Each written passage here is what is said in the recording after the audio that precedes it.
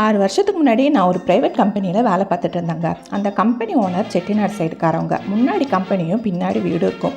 அந்த company owner ரொம்ப நல்லவருங்க. எவ்வளோ நல்லவருன்னு பார்த்தீங்கன்னா, அவங்க ஒய்ஃப் சமைக்கும்போது வீட்டோட ஜன்னல் கதவு எல்லாத்தையுமே பூட்டி வச்சுருவார். வாசம் வெளியே வந்தால் அவங்க சாப்பாடு டேஸ்ட் இருக்காதுன்னு எல்லாத்தையுமே பூட்டிடுவாருங்க. அப்படியும் அந்த ஓனர் மீறி தெரிஞ்சுக்கிட்ட ரெசிபி தான் இது.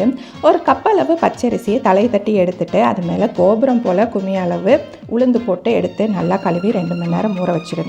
2 மணி நேரம் கழிச்சு மிக்ஸி ஜாரில் தண்ணி நிறைய சேர்த்தாமல் நைஸாக அரைச்சி எடுத்துகிட்டு உப்பு சேர்த்து மிக்ஸ் பண்ணிக்கலாம்.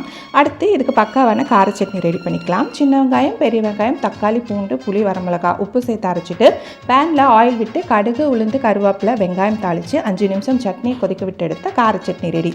அரைச்ச மாவை இது போல் எண்ணெயில் விட்டு 2 பக்கமும் திருப்பி எடுத்தால் வெள்ளை பணியாரமும் ரெடிங்க.